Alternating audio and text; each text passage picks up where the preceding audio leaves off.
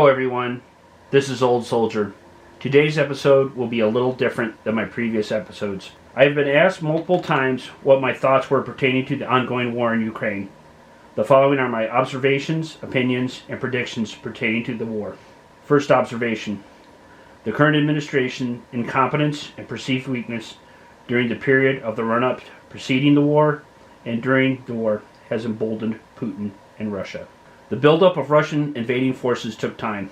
Economic sanctions, especially those taking time to affect Russia, should have been put into place then rather than waiting until Russia actually invaded. This would have put pressure on Putin sooner and signaled American resolve. The disastrous conduct of the U.S. withdrawal from Afghanistan signaled incompetence and weakness to the United States' enemies around the world. Russia was listening. Doubling the amount of crude oil purchased and imported from Russia while restricting domestic oil production had the concurrent effect of 1. Making the U.S. dependent on oil provided by an adversary, and 2. Providing additional funds to Russia with which to fund the Ukraine war. Had the U.S. previously bought oil from allies or been self-reliant for energy production, we could have cut rather than doubled oil imports from Russia, cutting their revenue stream or at least stopping their war coffers from being filled with U.S. dollars. Also, the U.S. would not currently be facing inflationary price hikes on energy.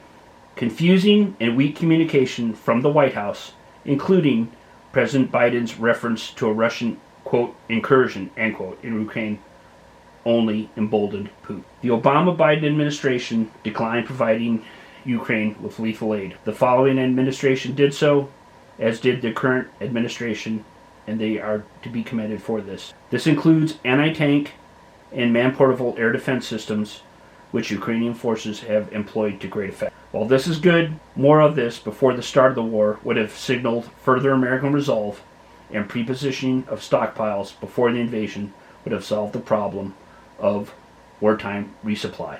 During the 2021 Geneva meeting face-to-face between Putin and Biden, former KGB officer Putin undoubtedly assessed Joe Biden's diminished cognitive capacity and resolve.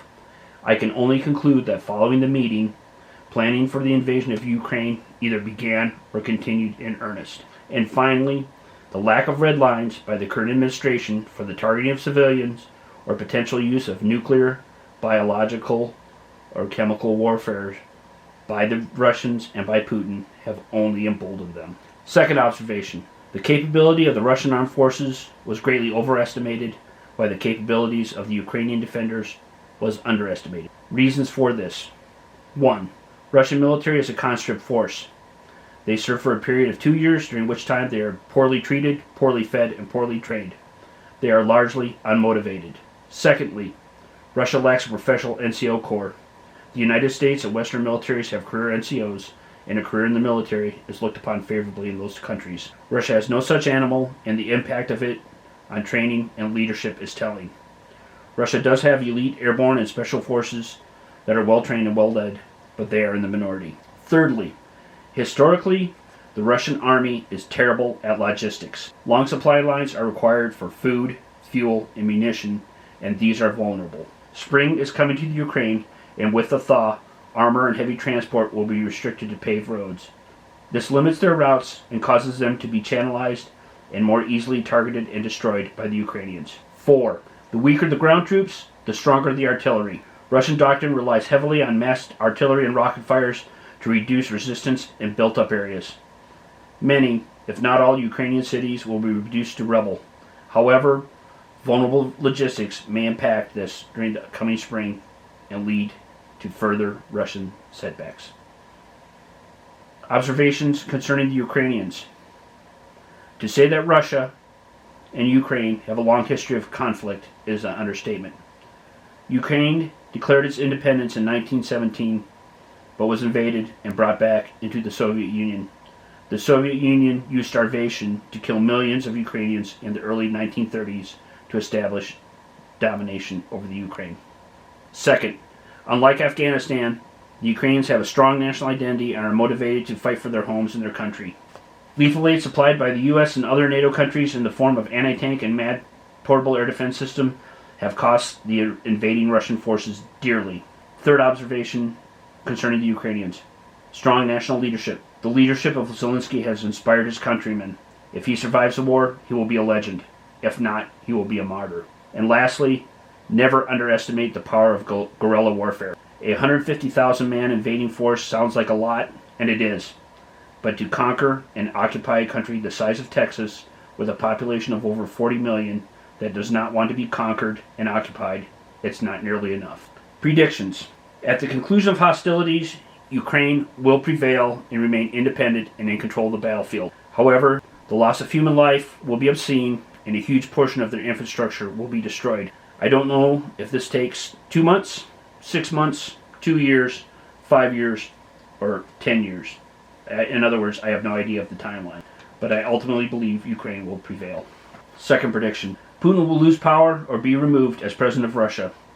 The economic sanctions and isolation, internal pressure brought from the families of dead Russian soldiers, poor performance of the Russian military, and other pressure brought by targeting civilian populations will relegate Russia to the role of villain on the world stage.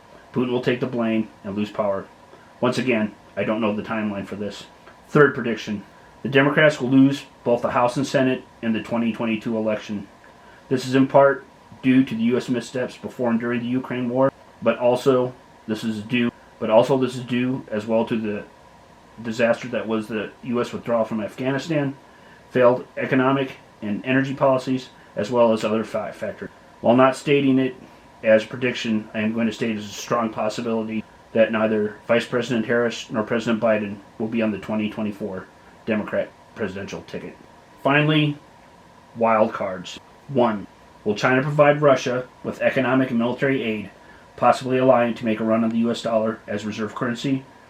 Or will they not want to be associated with the war crimes and human suffering caused by Russia with the war in Ukraine? I don't know, but I do suspect that China will attempt to discreetly aid Russia.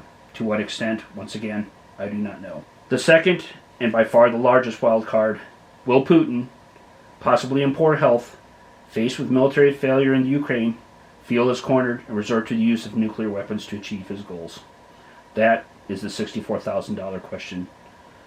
The threat of a nuclear exchange between NATO countries and Russia is the highest since the Cuban Missile Crisis. I'm not a fearmonger.